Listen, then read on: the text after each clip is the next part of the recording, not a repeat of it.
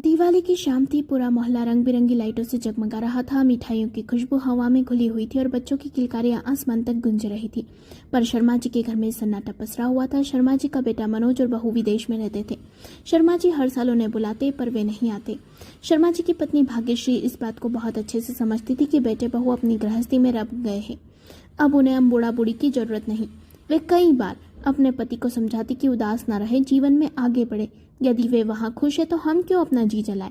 पर शर्मा जी नहीं समझते थे, हमेशा उदास बैठे रहते थे। रसोई का काम निपटाकर भाग्यश्री हॉल में आई। उन्होंने देखा शर्मा जी भगवत गीता पढ़ने में व्यस्त हैं। भाग्यश्री ने साड़ी संभालते हुए कहा, सुनिए, जरा बाहर चलिए ना। मोहल्ले वाले सब साथ में पटाखे चला रहे हैं, अच्छा लगेगा, हम भी उनके साथ दिवाली मनाते हैं। शर्मा जी चश्मा ठीक करते हुए भगवत गीता से नजरें हटाए बिना बोले, मुझे शोर शराबे से चिढ़ है। ये पटाखे वटाखे बच्चों के लिए होते हैं, मुझे घर में शांति से बैठने दो। भाग्यश्री ने कहा, पहले तो आपको कितना पसंद था पटाखे चलाना, अब क्या हुआ। ये सुन शर्मा जी ने कहा, पहले की बात अलग थी, अब मन नहीं करता। भाग्यश्री ने कहा, कब तक बेटे बहू के गम में डूबे रहोगे। वो अपनी दुनिया में खुश है, जब उन्हें हमारी चिंता नहीं तो हम क्यों जी जला रहे हो।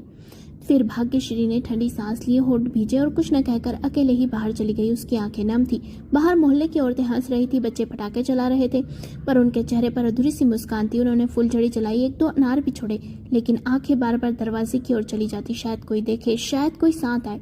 उधर शर्मा जी घर के भीतर बैठे थे, पर उनका मन भगवत गीता पढ़ने में नहीं लग रहा था। कभी घड़ी देखते, कभी बाहर से आती आवाजें सुनते, कभी पत्नी का चेहरा याद आता। वो आंखों में उम्मीद लिए कह रही थी, सुनिए जी, चलिए ना बाहर।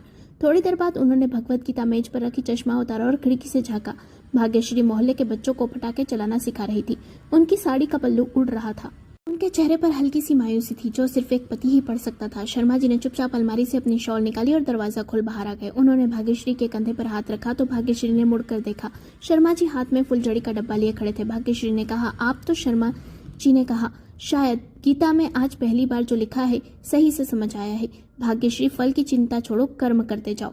बेटों को याद करना छोड़ो, अब जो है उसी में सुख ढूंढना है मुझे, और वो सिर्फ तुम हो। इस दिवाली की शोर में थोड़ा साथ तुम्हारा भी होना चाहिए। ये सुन भाग्यश्री की आंखों में चमक लौट आई और आंखों में नमी आ गई। उस रात शर्मा जी और भाग्यश्री ने साथ मिलकर फुलझड़ियां जलाई, पटाखों की आवाजों में अपना सन्नाटा घोल दिया और मोहल्ले के बच्चों के साथ मिलकर एक नई तरह की दिवाली मनाई। अब शर्मा जी ने बेटे बहू के बारे में सोचना बंद कर दिया था।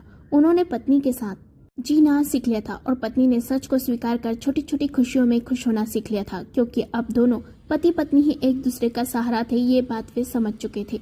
कभी कभी प्यार जताने के लिए कोई बड़ा तोहफा नहीं चाहिए, सिर्फ थोड़ी सी मौजूदगी, थोड़ी सी परवाह और एक